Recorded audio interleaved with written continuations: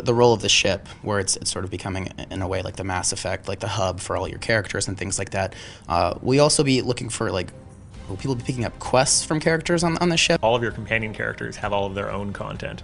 So there are quests to be had, there are conversations to be had, romances and friendships and things building and all sorts of craziness stuff going on there. It's also, you know, we made sure to put your crafting table and everything on there, so you've got a reason to come back. You've got storage there. You've got all sorts of cool stuff going on your ship. That's sort of your central command. You know, a Republic player versus, you know, for the Empire. How much crossover in terms of seeing the other side of the story will there be, or is it sort of a thing where you're going to have to just roll a character on both sides to fully get the full experience? There is zero repeated content between the two sides. You will never have the same quest or the same conversation from one side to the other. The Sith Lord will not call the Jedi up and say, hey, I'd like you to go kill some Republic guys for me. Right. You will get sort of the other side of many of the stories. Really playing through both sides is going to give you a clearer picture of what's actually happening, because of course everyone comes from a different perspective.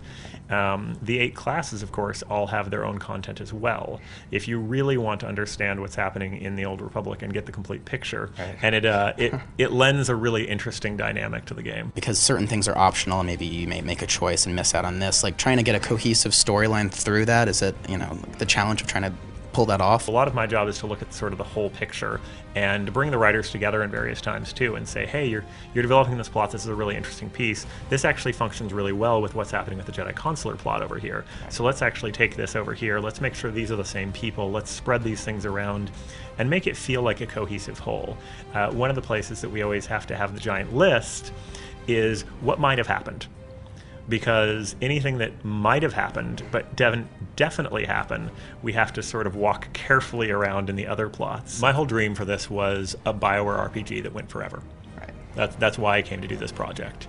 It's always what I've wanted. I've always wanted my character that I got to, you know, play all of the adventures all the way through. Yeah. There are several chapters in the release piece, and a chapter end is a great place to, one, sort of stop and take in everything that's happened, see what's going on. You know, the thing you've played through is probably bigger than Mass Effect already.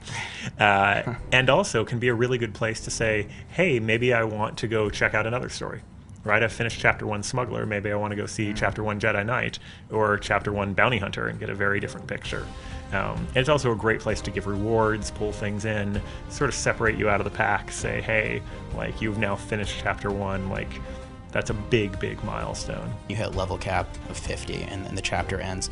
Does that mean that there's content for endgame then, or is it more of like, okay, this part of the story has been told and we should sort of picture that as the way to think about it? Okay, now go explore the story through other means, or is there still a continuation of things to do at level cap in regards to that? So yeah, so that would be the end of Chapter 3, the end of your class story as opposed to an actual level cap. Cool. But all the stuff at the end of your story leads you into the end game, which is also, of course, shockingly story-based, and has a whole bunch of content about the conflicts and the things that are going forward.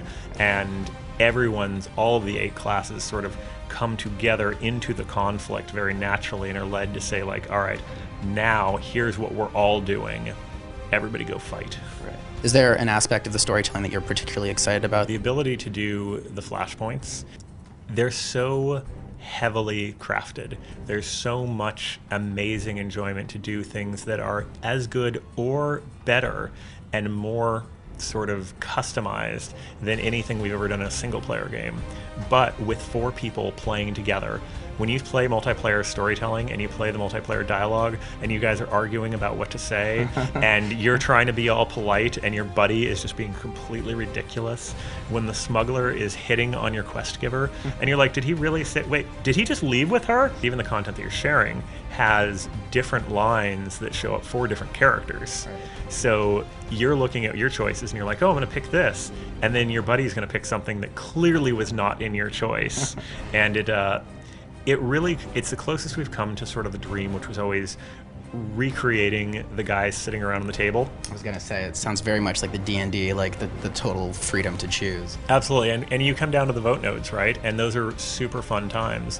When you come down to the vote nodes, everybody rolls in, and then so the multiplayer dialogue system works on a role-based system. Yeah, you roll and you get to see who talks. Wow. But then everything, when there's a big dark side, light side choice, comes down to an A or B, and all the rolls of all the people who vote on one side are added up.